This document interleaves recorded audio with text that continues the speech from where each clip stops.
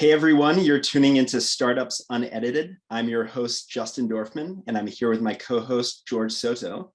And today we're joined by Scott Sambucci, the founder, CEO, and sales coach over at SalesQualia. Hey Scott, how's it going? Thanks for joining. Hey man, it's a treat to be here. Scott? I'm excited for the conversation. Awesome, same here. In fact, I was just telling George this prior to this call. I was trying to figure out how long I've been following you online because I've been following your sales content for, it feels like forever, right? And I don't mean to date you, I don't want to embarrass you. But I found the date was 2013, so it's 10 years now. Yeah. That is a long time. Yeah, and the story is I joined one of your workshops, one of your startup selling workshops. I was a green startup sales guy, 13th employee at a company, and trying to figure out how to do this thing. And don't know how I came across your company or your workshop. I think somebody maybe forwarded it my way and said, hey, you might enjoy this. And I joined, and I had one of those aha moments where it was like, oh my God, this guy knows exactly what I'm living through right now. And it was really like remarkable in terms of my understanding and my excitement for startup sales. So I'm excited to have you on the show. I appreciate that. And don't worry about dating me. The gray hairs do that for me. In the few minutes that you were just describing that, I found out it was 2013 in June, and it was a workshop at Parasoma. That's right. Closed. It was over on 11th and 9th or something, 9th and Mission or something over that way. That's exactly it. Yeah. Yep. Spot on. Yep. And and I remember then I bought your book, Startup Selling, right? And you know that was also quite an amazing resource for me. So thank you. Well, I appreciate it. My son thanks you because you probably bought a pair of shoes. Buy a pair of shoes for him. So awesome. Well, before we get into the nitty gritty of startup sales, I guess for those that aren't as familiar with you and your work, maybe you can give us a little bit of a quick intro to your background and how you got into startup sales. Yeah, for sure. So back in the late 90s, early 2000s, I was in the publishing industry. So I actually cut my teeth selling college textbooks. And if you think about that timeline, that's about when that first kind of wave of online stuff was happening, the first online, web 1.0. And a big part of that was the idea of online courses. And so a lot of the textbook publishers were struggling on like, how do we get our content online? And they were providing like things like CD-ROMs, if you know what those are, with the college textbooks. And we built companion websites that would go with the books. And I actually became so interested in the electronic component of the content that ended up getting recruited away from a publishing company to work with a software tech startup out in Silicon Valley called Applia. And so that's what pulled me out of the traditional publishing content world and into Silicon Valley. And that was back in 2001, 2002. So over the course of the next, decade or so, I ended up working at two different Silicon Valley startups. I was the first head of sales at Applia, and then also eventually the COO at a company called Altos Research, and just helping those two companies get from effectively zero customers, zero revenue to the first couple million in customers and revenue. And I started to realize there's a little bit of a trend out in Silicon Valley, which is as I was going to events or talking to people at places like Parasoma, I realized like, wow, there's a lot of founders out there with really great products. But as I talked to them, they don't actually really know a whole lot about sales the way I knew about sales. They didn't understand enterprise. They didn't understand the intricacies and the bureaucracies and all the decision makers and organizational behavior that goes through what it takes to actually sell an enterprise software product. So I started doing some coaching on the side, doing some workshops in places like Parasoma, where I met you. And then I ended up working at the third startup called Blend Labs, which did an IPO in July 2021. And so as I was with Blend, after a couple of years, I decided at that point I was about 40. The gray hairs were emerging. I had a son at home. My wife was working on her PhD. And this whole startup game was getting to be a little bit too much for the life that I was moving into, that phase of my life. And so because I had been doing some kind of side coaching, one-on-one workshops and stuff like that, I decided to migrate out of, working at a startup and instead taking all of those learnings and all of those observations around founders that needed help building a sales process and turn that into the coaching company that is SalesQualia today. Awesome. Well, Scott, I gotta say that, I'm a big fan. I got into the whole sales startup or startup sales kind of world, in the Bay Area about 2011, 2012. I remember doing Yeah. events myself. I had sort of a similar realization as I was working with incubators and just in the founder ecosystem. And I remember just running into your name, and you were like the only game in town. And so I just to second what Justin mentioned. We hear a lot about the importance of founder-led sales, and Yeah. like these founders really doing that, initial selling before hiring some third parties, right? I like to say, right, outside of that founder circle to actually do it. Why is it's so important from your perspective for those founders to do that selling early on?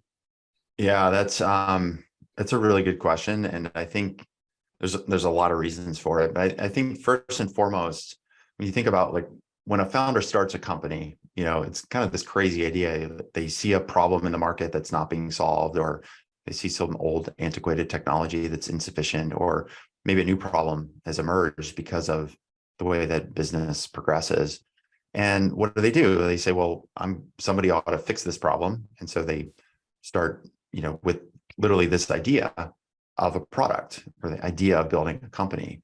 But where, most founders want to go, especially from a sort of Silicon Valley mindset, is like, well, it's not just about building some small software company. They really want to make a big impact. They want to make an impact in an industry. They want to make an impact for the market, for their customers. And depending on some startups is even like a bigger impact for the world.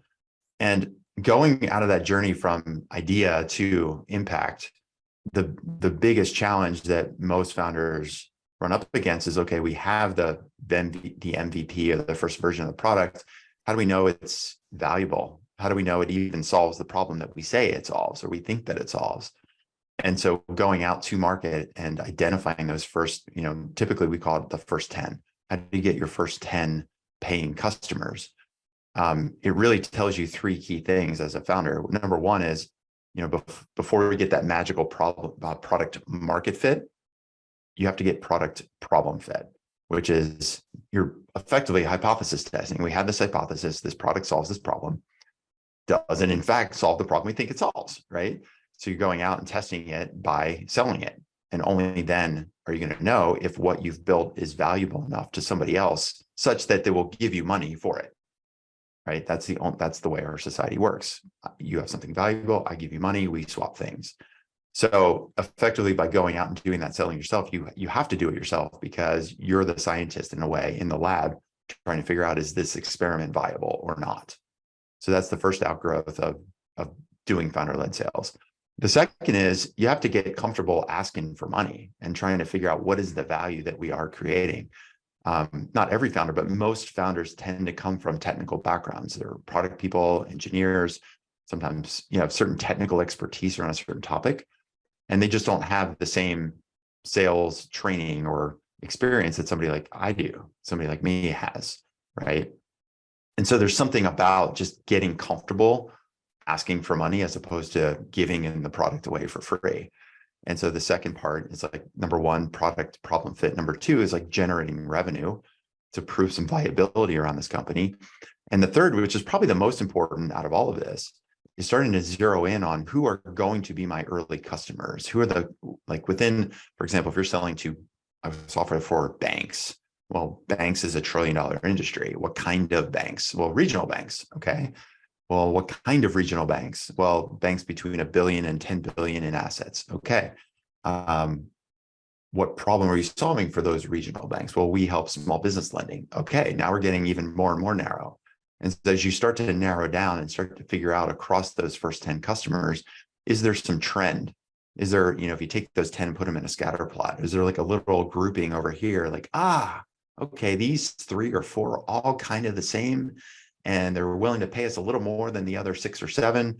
And it actually is a little bit easier to get access to the decision maker and a little faster to get to conversion. So now I've learned of all of the companies I could sell to within the banking sector. This is kind of my niche for now.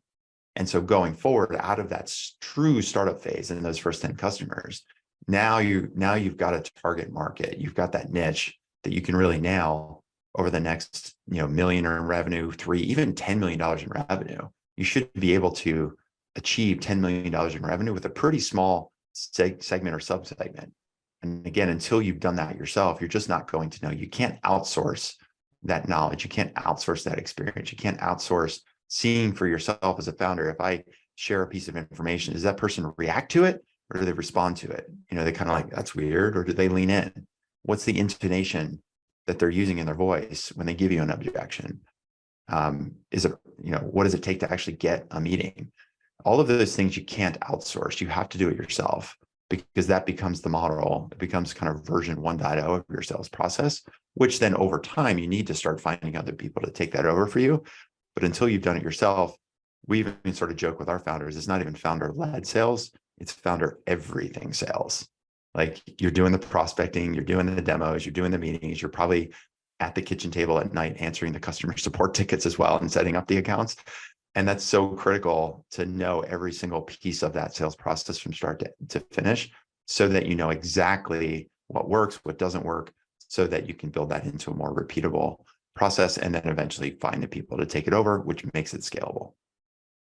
Yeah, that makes a lot of sense. It sounds like in those early days, it's a lot about discovery, right? It's founders really discovering all the pieces of the market that they're going after and setting the foundation for someone then to pick up those pieces and sort of scale the sales process. You mentioned that, a lot of these founders, and I find this to be pretty true, a lot of these founders don't come from a sales background. They've never done sales before in their lives, right? And they're doing this for the first time while building a company. And you're, that's your specialty. You coach them, you sort of help them understand how to sell for the first time. I'm curious, there's so many different aspects to sales, right? Discovery, outreach, negotiation, there's so many different elements to it. Mm-hmm. How do you think about coaching a startup founder who's never done sales before on selling? And what are sort of the key things that you tend to focus on from the beginning? Yeah, it always comes down to two things. So one is mindset, and the second is process. And I'll explain both of those. So mindset, what I mean by that is, there's especially right now, there's a big push for things like product-led growth. I'm going to build this product and it's going to be so good that people are going to understand the value for them. And unfortunately, especially if you're selling an enterprise version, enterprise software or enterprise size implementation, no amount of product-led growth is really going to help you figure out the nuts and bolts of what it takes to sell to people. And so I think a lot of the times founders use that product-led growth as almost an excuse, as a way to kind of hide behind the product, because they're afraid of rejection. They think that sales is this thing you do to people. Like, I have to do sales. I have to convince people to buy things.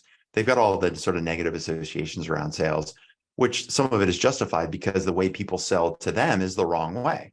I mean, all of us can open up our LinkedIn inbox and see all the crappy emails we're getting. We can open up our inbox and go to the spam folder and see all the crappy emails we're getting. We can get the voicemails and the cold calls from all the crappy salespeople. And so the only association that most people have with sales is like, oh, this is like some crappy thing I have to do. And so the first thing we do is we help our founders realize, like, okay, let's just think about, why did you start this company in the first place? And they'll explain, well, I saw this problem in the marketplace, and no one else is solving it. Okay, what happens if nobody solves that problem? Well, then the users or those companies are going to continue to fail to achieve their potential. You kind of get them understanding again and resetting, like, why am I doing this in the first place? Like, you probably left some big comfortable job at Google or Facebook or some Fortune 500. You gave up all of that comfort to go do this. Like, why would you do that? You must feel really passionate about this problem. You must really want to help people. Like, of course, there might be some financial reward down the road, but no amount of financial reward down the road is going to have you doing customer success tickets at 2:00 in the morning at your kitchen table, right? There's a reason you're doing this. And you get them to sort of like reinvigorate themselves as to why they're doing it. And then you get them excited. And you realize, like, so if nobody finds out about your product, if nobody uses your product, what's going to happen? And they realize, well, then the problem doesn't get solved. So how are they going to find out about it? Oh, I see. So you start to realize that Selling is not about convincing or something you do to people, or it's not this icky thing, which means a bunch of bad cold calls. It's about going out and finding people who want help, who need help. And most people inherently as humans, we want to help other people. So if you don't go out and make those calls, if you don't seek the people that have this problem, you're actually letting them down, because they're just going to suffer in anonymity. They're not going to know that this solution to the problem even exists. So it's just like a little bit of a mindset trick to help people understand, like, selling is nothing more than finding people in need and helping them solve their problem. So that's the mindset piece. Now they're like, okay, great. I feel good. I'm okay doing sales calls, but like, how the heck do I do it? How do I do outbound the right way? How do I do a product demo? How do I write up a proposal and overcome objections? So that's where we move into the process piece. And so if you think about a business as a whole, any business is just a series of processes underneath it. There's the product development process. We call it that. There's the product dev process. There's the engineering process. There's the hiring process. There's the fundraising process. There's the team management process. Everything is a process. Sales is no different. Sales is just a process. And so we use that framing of what is sales as a way to teach the frameworks, because most founders are technical, they're product people, they're engineering people, are actually quite good at following a process. They just think that sales is some magical black box thing that happens with some hocus pocus. And so the way we look at it is like, no, we're going to rip the cover off this black box and show you it's almost like a Swiss watch. There's a lot of intricate little pieces here. They're all working in tandem. And as long as you wind the watch the right way, or you put in the right battery, everything else in that little piece of machinery works perfectly. So just follow the process, and the inputs are leads, the outputs are customers and revenue, and that's it. And once we explain it in that way, they go, oh, I just thought it was some magic hocus pocus. And you're like, no, it's just a process. So between the mindset piece and the process piece, that's usually what gets founders coming around to this idea that, oh, sales is actually not what I thought it was. It's totally different. And if I just follow this process, I'll get the outcome that I need for my company to get to the next checkpoint of growth, so I can raise the next round of funding, so I can go hire people, so we can eventually keep growing and then make the impact that I set out to make when I first came up with this idea. That's awesome. At what point do you recommend that founders make that transition? And do they hire the first head of sales, or do you hire an SDR or AE, that sort of thing? Yeah, good. That's also a really good question. So there's a couple of mistakes founders make when it comes to building out their team, their sales team specifically. One mistake they make is they hire too soon. Another mistake they make is they hire too late. And what do I mean by that? When I say they hire too soon, oftentimes once a founder gets their first couple of customers, or worse, in the case where the founder's like, oh, I don't know how to do sales. Woe is me. I need to hire a head of sales, a VP of sales who's going to do the selling for me. Like, that's a different case. Those are the people that haven't understood the importance of all this. But even for those that say, okay, great, I got my first 10 customers. I got some early revenue. Now I want to scale. So I need a head of sales. I need a VP of sales. I need like a chief revenue officer to come in and like build out my sales process. You're not quite ready to hire that person, because you actually first need to build the repeatability yourself first, so that you can scale it later. And so what I mean is that they hire that head of sales way too soon. And that head of sales usually is not the person who's going to be doing the calls, building out the process. Instead, they're going to be thinking about the tech stack. And okay, now that I'm hired as a head of sales, I need to go hire 10 AEs. And they're doing all the things of a future version of the company, whereas the now part of the company should be taking the learnings from the first 10 and building out that first playbook, building out that first version of the product process. So that's mistake number one. Mistake number two, as they say, they wait too long. That's where they hang on too long to some of the basics of sales. Like, founder everything means, like, maybe you're going on LinkedIn and doing the research about your target market and you're filling out a spreadsheet. Or maybe you're still doing the same customer success tickets over and over and over every single night at your kitchen table, or every Friday night. You're just going through and fixing all of the, rectifying all of the tickets. What you should do, as soon as you start to see some repeatability in like something basic like lead research or customer success tickets or something else, at a minimum, you should go find somebody, even if it's a part-time person or a virtual assistant of some kind and say, I'm going to get this off my plate. And the way to think about that is like the opportunity cost of your time as a founder is so expensive that as soon as you have any nugget of repeatability, then you need to move that off of your plate so you can work on the higher value activity. And so when it comes to thinking about that sales team, I'm always thinking of what are the things that should be repeatable and predictable first, and then work from there. So the things that should become repeatable first should be lead gen. After you're good enough to figure out who's my target market, who are the buyers and the decision makers, what's the messaging that's going to resonate with them.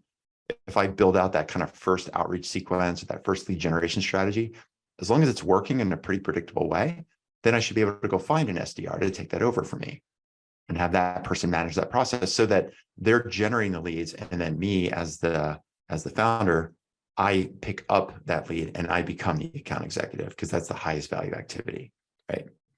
And the same on the back end, right? As soon as you see some repeatability on customer success, maybe that's either hiring somebody to do these tickets or coming up with some kind of Q&A platform, a bunch of videos or something like, hey, these are the top 10 questions, some kind of self-serve version. So again, you're not the one doing all of those things. So I always think of it as working from the edges in. So the SDR, lead gen sort of stuff, you should be able to outsource first. The CS, not the heavy implementation stuff when it comes to like coding APIs, but customer support, get that stuff out. And then finally you work in the middle and you find once you have a repeatable process around how you take a lead from qualified to conversion, then eventually you kind of squeeze yourself out and you start hiring some AEs to take over that part of the process. And once you have that team, you got your SDRs, your AEs, and your customer success, then and only then do you hire a head of sales to take over that team, maybe weed out some people that just aren't a good fit moving forward, bring in some of their other new people so that you can continue to scale from there. So that's how we teach our founders to think about it. Yeah, that makes a lot of sense. I think that timing is interesting, and thinking about predictability as the trigger point, it makes it a lot clearer for sure. Yep. I'm curious, what other mistakes do you see startups make as they start to scale their sales team? So now sales has transitioned from founder to a sales hire, whether that be an AE, an SDR, or maybe even a small team at this point. What are some of the most common mistakes as they scale from there? I think the biggest mistake they make is they're not involved enough with the sales. So there's a sort of tendency, okay, I've got some system, I got some predictability, I got some repeatability. Now I found somebody to take over lead gen. Cool. Now I can go focus my attention because I've hired this SDR and that person can just run this process.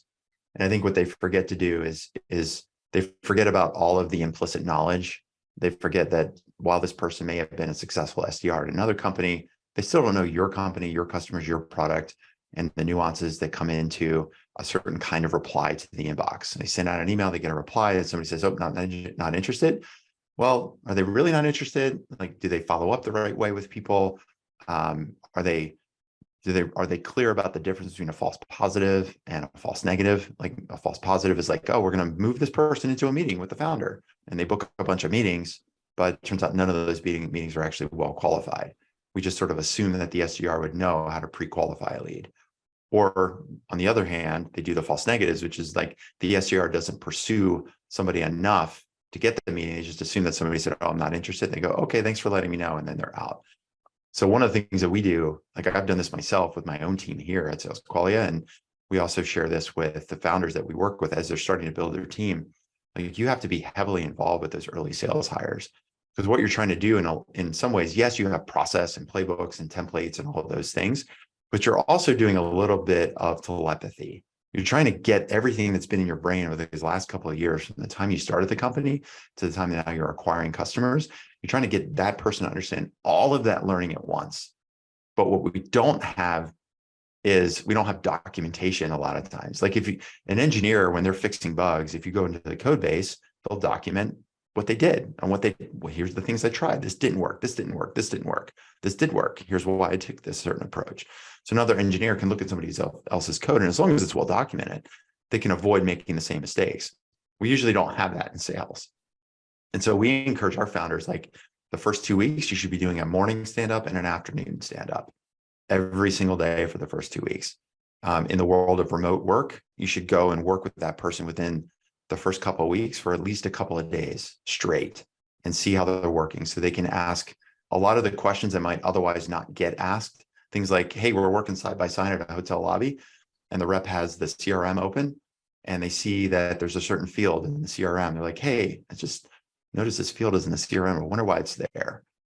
Now, if that person is completely remote and the founder is not there, they're probably like, oh, well, I guess it's there for a reason. And we never find out why. But if we're sitting side by side and the rep asks the founder, like, hey, this field is in the CRM, like, why is it there? The founder can, oh, okay, that's a good question. And it leads to a whole conversation about why that field might be really, really important. But we miss that because we're not sitting side by side with each other. So I guess long story short, one of the things you have to do is stay involved and be the manager, even though it'd be nice to be able to hire people that we know are talented and skillful and excited and enthusiastic and motivated. At the end of the day, we still have to be the manager. We still have to hold those people accountable, and it's still our responsibility to teach them. So if they just run away too quickly, then that you're setting that person up to fail. Thank you so much for that. That's awesome, and it really, really resonates deeply. I could go down a ton of paths, specifically remote, right? With the growth of remote. I mean, I think I've been working remote for several years, and I kind of have a different opinion of it. Don't get me wrong, I really like remote, and in many ways. But I still think we're still trying to figure it out, largely speaking.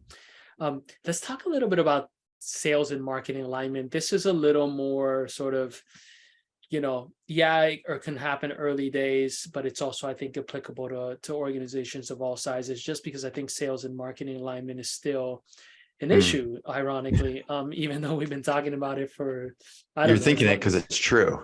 Yeah, I've literally, since I got into SaaS back in 2008, I remember, hearing, God, the effing marketing, they don't get it. It seems to still be an issue, but there's been a huge, what I've observed, especially lately, rise in these like virtual events and also in person, especially back after this, world event that we just dealt with, which I think we're still to an extent dealing with.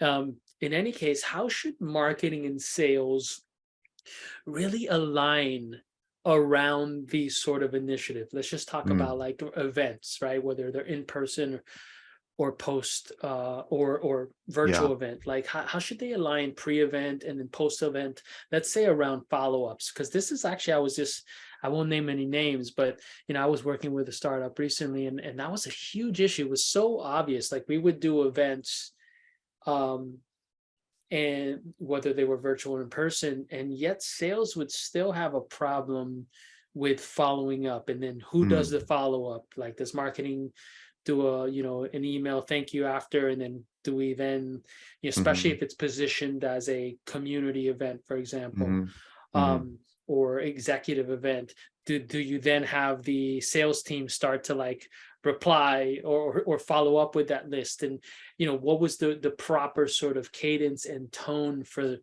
those sort of things? Any advice that you have there that comes to mind around really driving effective conversion? Yeah, I mean, several thoughts. First of all, like just from a startup standpoint, especially if you're in that, world of getting your first 10 customers, or even if you're just getting to the first million or even 3 million in revenue, a lot of times we get questions from founders like, okay, I'm like, should I be running LinkedIn ads, or should I be doing, some marketing? Like I've got this one pager, I want to get out there to build the brand. And my whole philosophy on this is like, sell first, market later.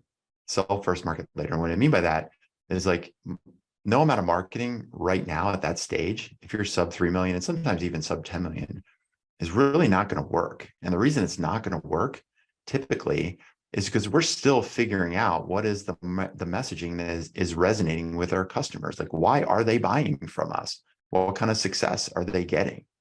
What kind of results are we helping them to achieve? Who are the buyers within these organizations? What is our target market? If we can't answer those questions, And all we do is like, oh, we don't have any customers or revenue, so we're going to do marketing and get leads. It's like, well, who are you going to target? Like, who are you going to run the ads? Who are you going to display the ads to? Well, like banks, okay, bank executives, okay.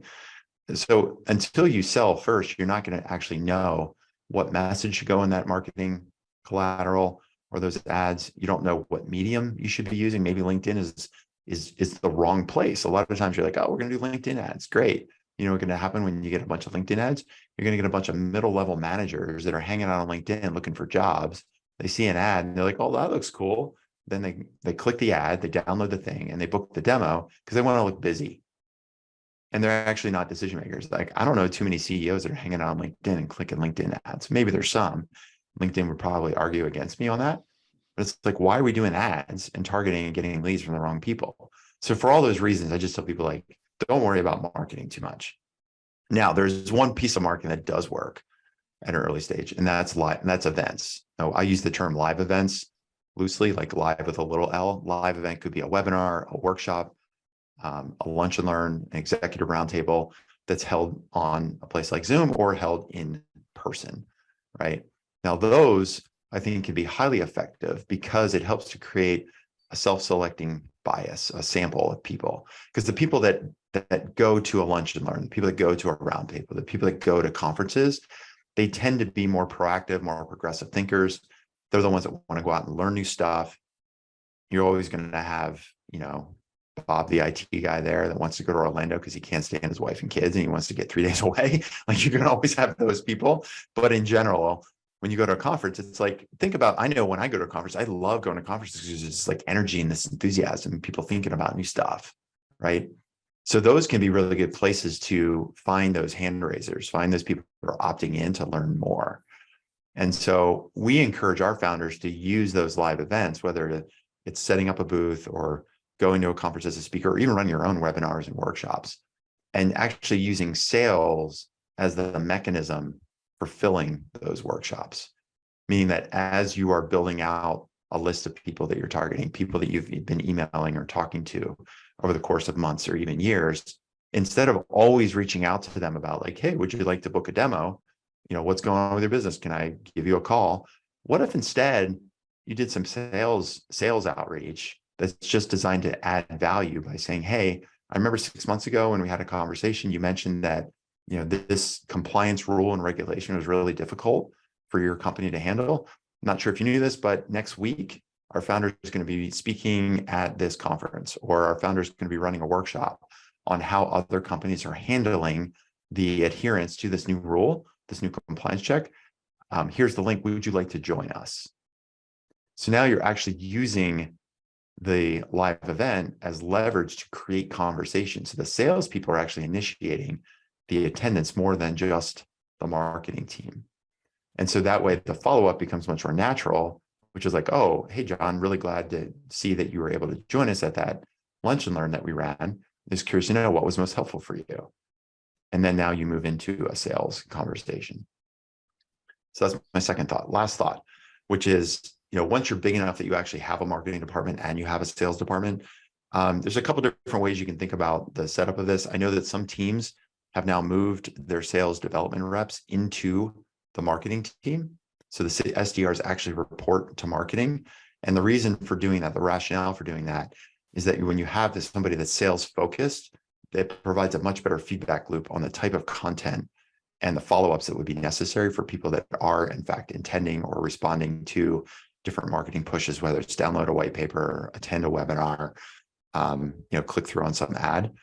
Because if you don't have that sort of accountability on both sides, that the sales team saying like, these leads from this white paper are not very good, or the marketing people saying like, look, like, we're targeting the exact people that you keep telling us are your best customers, we're feeding these leads, but they're not moving into the sales funnel, like something's off. Like that's a rationale for having the SDR teams report to marketing, which can create better alignment. So those are my quick thoughts. I have more, but I'll stop there. No, this is great. And there's so many different angles that we can go down. And as I said, I learned so much from you, just kind of following you throughout the years. And I know that many of our listeners today are probably eager to learn more as well. So where's the best place for people to follow you to continue learning and listening to your perspective on sales? Yeah, I mean, easiest place to find me is probably LinkedIn. So you can just type in Scott Sambucci. As far as I know, I'm the only person on LinkedIn named Scott Sambucci. Even better though, since you bought the first book I wrote, I've written 2 more. This is the 3rd book. It's called Stop Hustling, Start Scaling. It's a book I released a couple of years ago, and the subtitle is even more important than the main title. I mean, of course, every founder wants to stop hustling and start scaling, but the subtitle is Ramp Up Your B2B Startup's Repeatable Revenue with the Q Framework. So the way I wrote this book is that every chapter is a specific question. The Q in the Q Framework stands for questions. And there's 7 questions that you can use as a founder to interrogate your sales process, look at your sales opportunities, think about, like, are we covering all of our bases when it comes to selling effectively to our target market? So each chapter is a different question. And at the end of each chapter, there's actually a worksheet that you can download and actually do an exercise. So it's a little bit like a textbook. It brings me all the way back to my publishing days. So while the book's available on Amazon, we also made a full and complete free, totally free version available in PDF format. So if people just go to SalesQualia, so that's sales, and then Qualia is QUALIA.com, salesqualia.com/book. Super simple, salesqualia.com/book. You can just pop in your email address. We'll send over the PDF to you on your email. Plus, that'll add you to our list so that as we're running our own workshops and webinars and other activities, that you'll be informed and you can be invited to join us. So salesqualia.com/book. Awesome. That's great. I know what I'm going to be reading next. So thanks so much, Scott, for joining us today. And we're looking forward to continuing the conversation someday soon. We'll have to have you back on the podcast. I would love to do it. Thanks so much for inviting me, guys. Good to see you both.